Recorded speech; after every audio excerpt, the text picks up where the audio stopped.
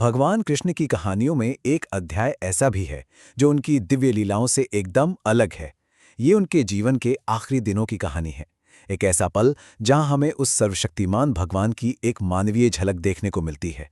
तो फिर सबसे बड़ा सवाल यही उठता है जो लाखों लोगों के मन में है कि आखिर इतनी बड़ी शक्ति रखने वाले भगवान का अंत इतना साधारण, इतना मानवीय कैसे हुआ।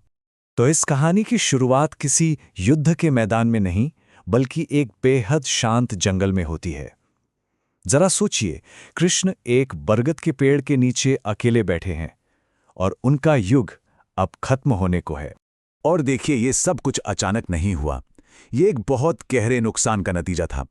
उनका अपना यादव कुल खत्म हो चुका था। उनकी बसाई द्वारका नगरी समुद्र में डूब चुकी थी और उनके सबसे करीबी लोग भी अब नहीं रहे थे। अब सबसे दिलचस्प बात यह है कि इस अंत की कहानी तो बहुत पहले ही लिखी जा चुकी थी। इसे बुना था दो अलग अलग युगों की दो अलग अलग घटनाओं ने। एक तरफ महाभारत के युद्ध के बाद एक मां का दिया हुआ श्राप था और दूसरी तरफ पिछले जन्म में दिया गया एक दिव्य वचन। इन दोनों ने मिलकर कृष्ण की नियति तय कर दी थी। महाभारत में अपने 100 के 100 बेटों को खोने के बाद हार्ट ब्रोकन गांधारी ने कृष्ण को श्राप दिया। उनका मानना था कि कृष्ण चाहते तो ये विनाश रोक सकते थे। अब बात करते हैं उस दूसरे धागे की, और उसे समझने के लिए हमें समय में बहुत बहुत पीछे जाना होगा, त्रेता युग में। और यही तो कहानी का सबसे बड़ा ट्विस्ट है। वो शिकारी जिसने कृष्ण को बाण मारा, वो कोई रैंडम इंसान नहीं था।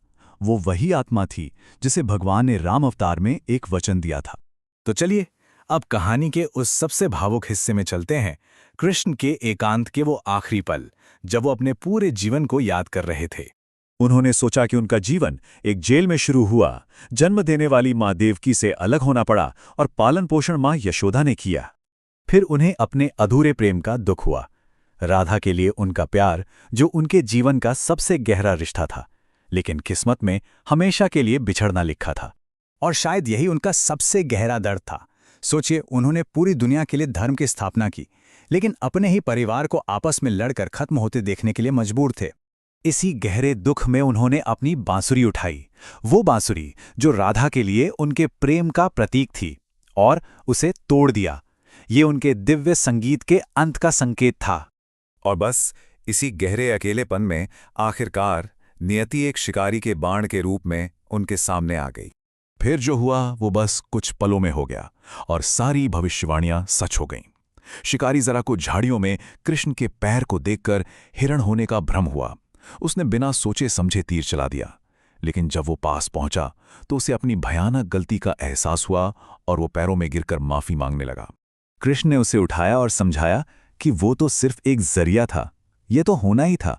और फिर अपनी आखिरी सांस के साथ उनके होठों से सिर्फ एक ही नाम निकला, राधे राधे। लेकिन कहानी यहाँ खत्म नहीं होती। इसके बाद जो कुछ हुआ उससे पता चलता है कि उनके जाने का असर कितना गहरा था। पश्चाताप में डूबा शिकारी जरा भागकर पास के गांव में मदद लेने गया। गांव वाले एक ऋषि के साथ वहां पहुंचे। उन्होंने उस दिव्य शरीर को पहचान लिया और पूरे सम्मान के साथ अंतिम संस्कार की तैयारी की। चंदन की लकड़ियों से चिता बनाई गई और वो टूटी हुई बांसुरी उनके पास रख दी गई।